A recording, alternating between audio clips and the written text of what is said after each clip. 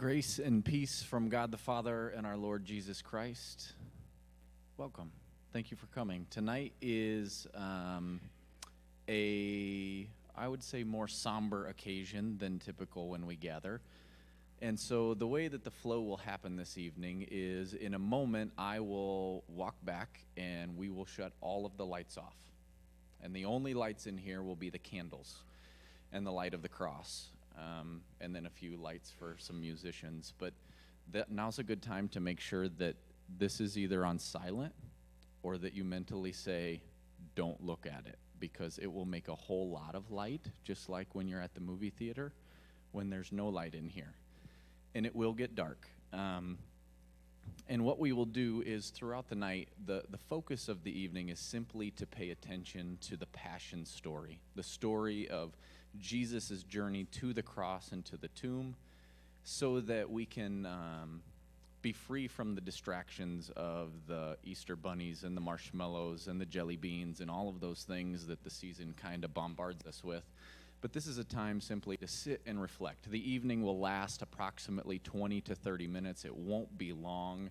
All it is hearing the story in parts with a little bit of reflection time. And then at the end, when we close, the last candle will be extinguished. And after a few moments, we will raise a few of the lights, and then we just simply ask for you to leave quietly. Okay.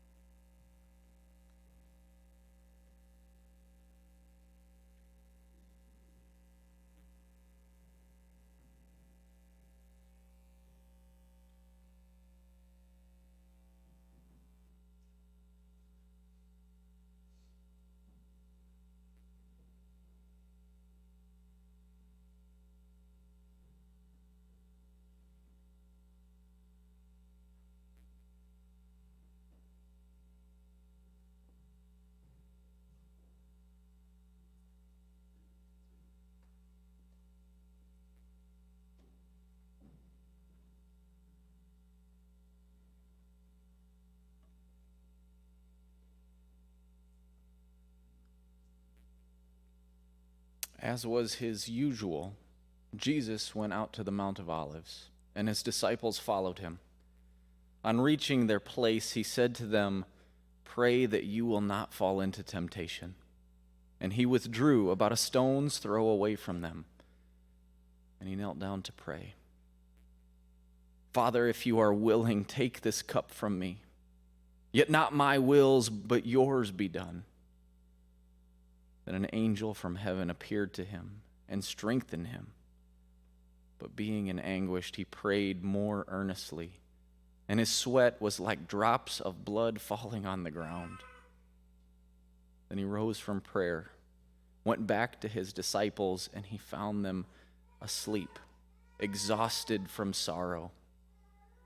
"Why are you sleeping?" he asked them. "Get up and pray so that you will not fall into temptation." We invite you to take a few moments and ask yourself, have I ever been in a position where God was calling me to do something that I didn't want to do?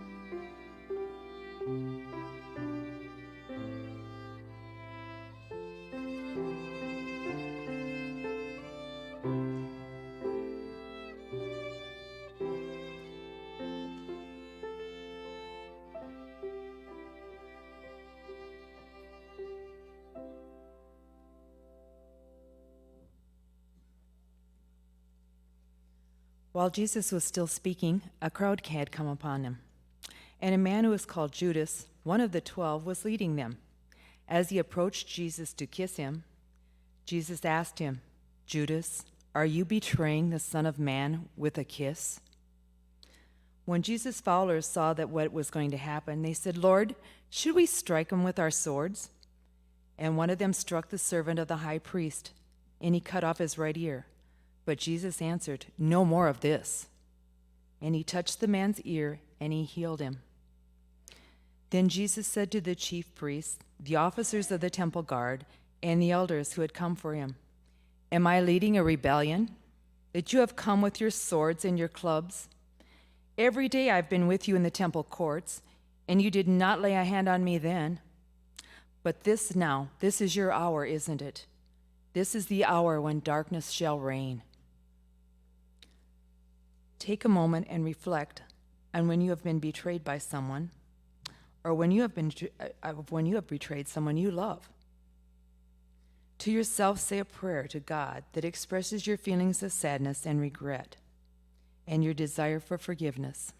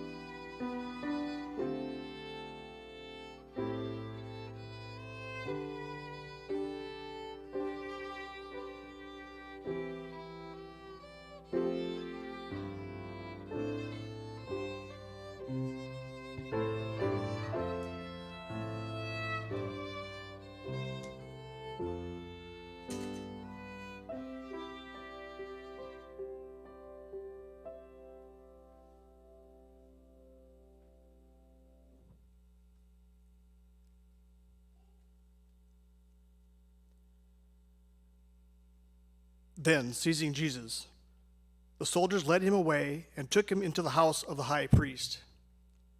Peter followed at a distance, and then some were there, had kindled a fire in the middle of the courtyard, and sat down together. Peter sat down with them. A servant girl saw him and seated there in the firelight. She looked closely at him and said, "This man was with him." But he denied it. "I don't know him," he said. A little later, someone else saw him and said, "You are the one of them."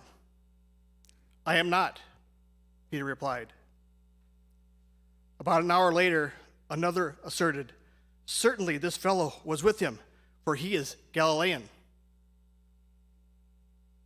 Peter replied, "I don't know what you're talking about." Just as he was speaking, the rooster crowed. The Lord turned and looked straight at Peter. Then Peter remembered the word the Lord had spoken to him. "Before the rooster crows today, you will disown me 3 times." And he went outside and wept bitterly. For a few moments, consider a time when in your own way you responded to the world with the words, "I don't know him."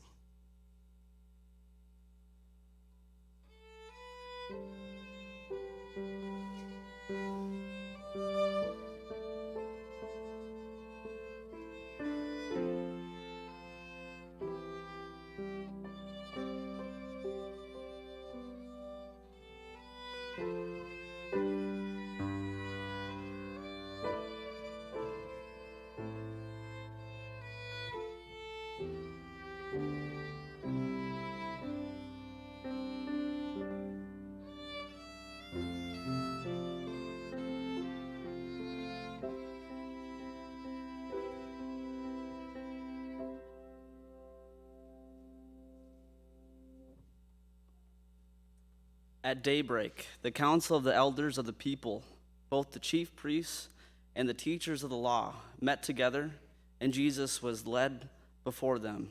"If you are the Messiah," they said, "tell us." Jesus answered, If I tell you, you will not believe me. And if I asked you, you would not answer. But from now on, the Son of Man will be seated at the right hand of the mighty God." They all asked, "Are you then the Son of God?" He replied, "You say that I am." Then they said, "Why do we need any more testimony? We have heard it from his own lips." Then the whole assembly rose and led him off to Pilate. And they began to accuse him, saying, "We have found this man subverting our nation. He opposes payment of taxes to Caesar and claims to be Messiah, a king." So Pilate asked Jesus, "Are you the king of the Jews?" "You have said so," Jesus replied. Then Pilate announced to the chief priests and the crowd, "I find no basis for a charge against this man."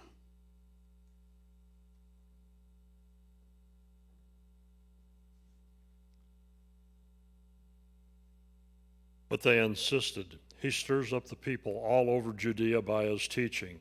He started in Galilee and has come all the way here." On hearing this, Pilate asked if the man was a Galilean. When he learned that Jesus was under Herod's jurisdiction, he sent him to Herod, who was also in Jerusalem at that time. When Herod saw Jesus, he was greatly pleased, because for a long time he'd been waiting to see him. From what he had heard about him, he'd hoped to see him perform a sign of some sort. He plied him with many questions, but Jesus gave no answer. The chief priests and the teachers of the law were standing there, vehemently accusing him. When Herod and his soldiers ridiculed and mocked him, dressing him in an elegant robe, they sent him back to Pilate. That day, Herod and Pilate became friends. Before then, they had been enemies. When Pilate was sitting in the judge's seat, his wife sent a message to him. "Don't have anything to do with that innocent man, for I have suffered a great deal today in a dream because of him." But the chief priests and the elders persuaded the crowd to ask for Barabbas and to have Jesus executed. "Which of the two do you want me to release to you?" asked the governor. "Barabbas," they answered.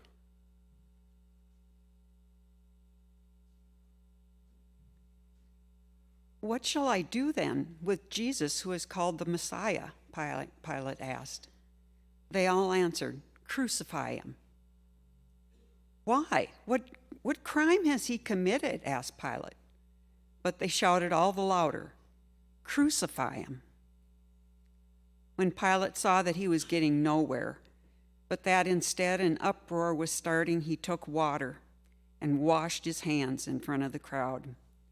"I am innocent of this man's blood," he said. "It is your responsibility." All the people answered, "His blood is on us and on our children." How would you feel if someone washed their hands of you? How would it feel to have no one on your side? Take a moment and place yourself in Jesus' position. Imagine the heartache. Imagine the feeling of abandonment. Jesus had done nothing wrong, yet they still cried, "Crucify him." And Pilate literally washed his hands of Jesus.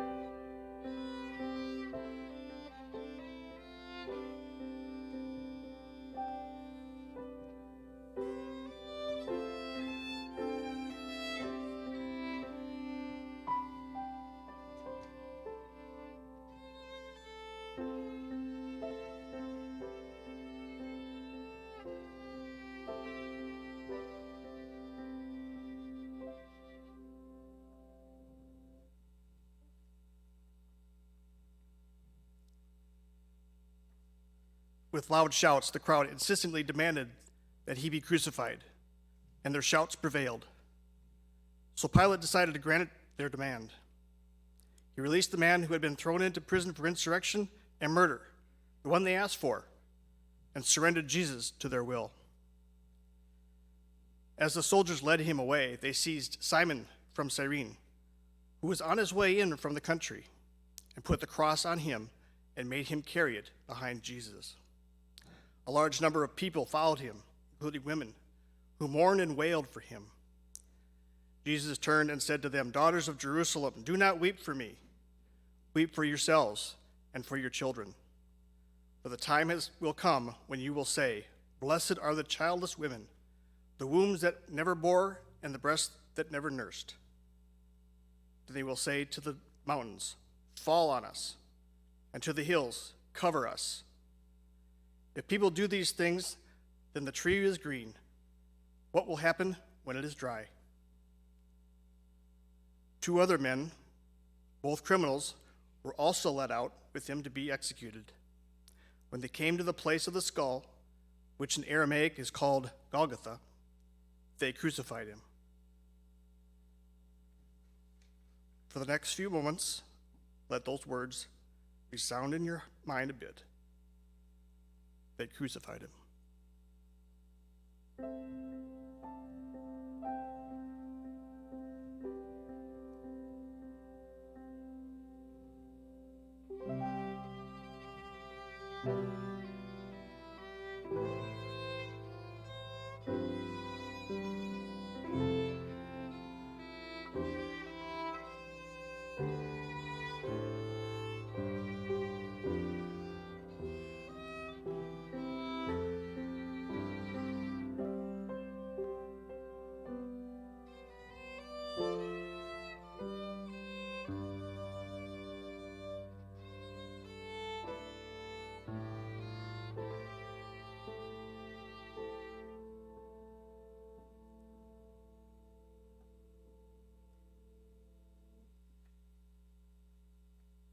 It was now about noon, and darkness had come over the whole land until 3 p.m, for the sun had literally stopped shining.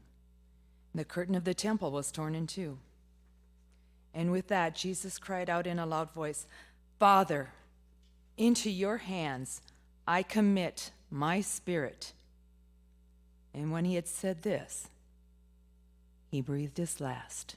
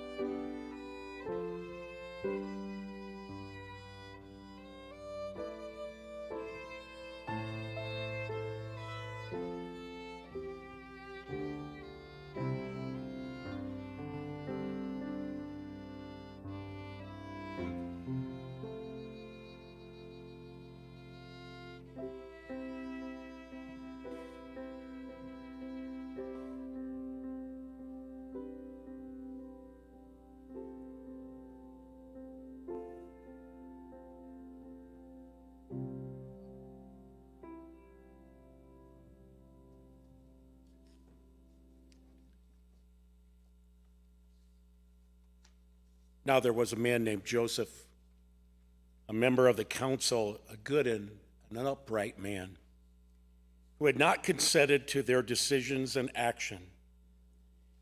He came from the Judean town of Arimathea, and he himself was waiting for the kingdom of God. Going to Pilate, he asked for the body of Jesus. Then he took it down, he wrapped it in linen cloth, and then placed it in a tomb cut in the rock, one in which no one had yet been laid. And it was preparation day, and the Sabbath was about to begin. And the women who had come with Jesus from Galilee followed Joseph, saw the tomb, and how his body was laid in it. Then they went home and prepared spices and perfume.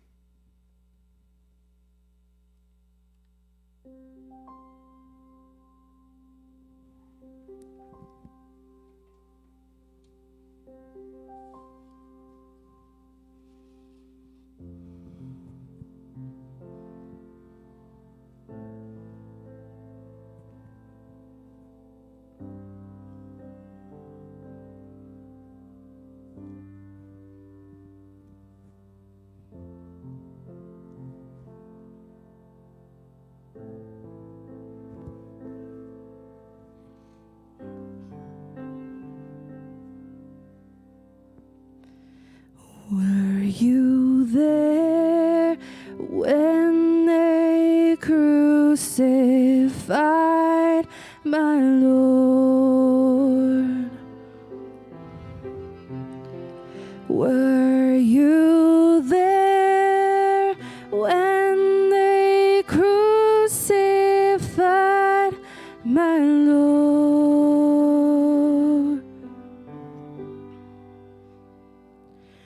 Oh,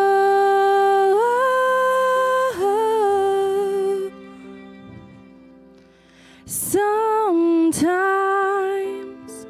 it causes me to tremble, tremble, tremble.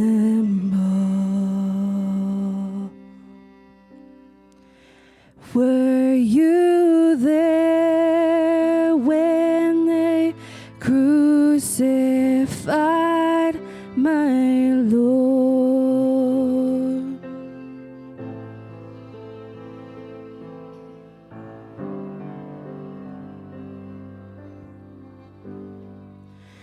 Were you there when they nailed him to the tree?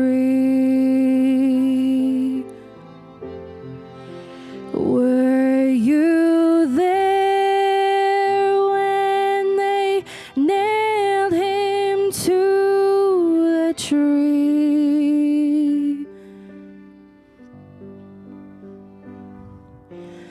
Oh,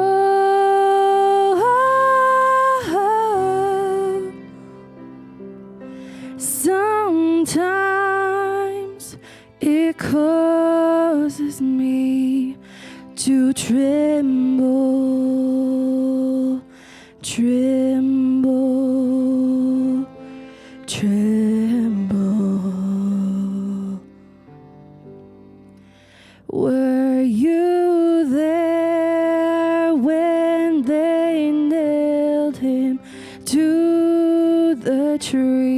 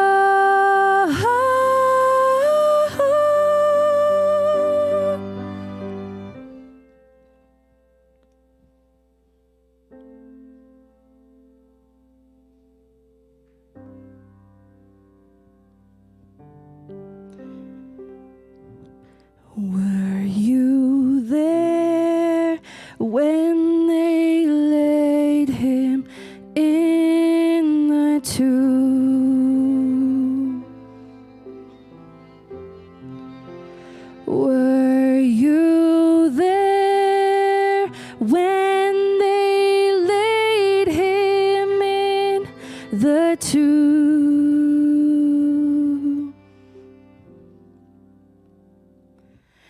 Oh,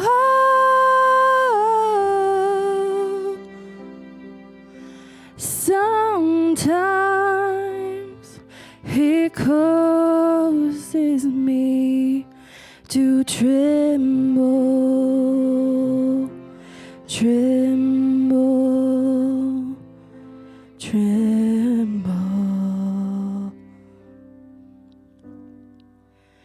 Were you there when they laid him in the tomb? Were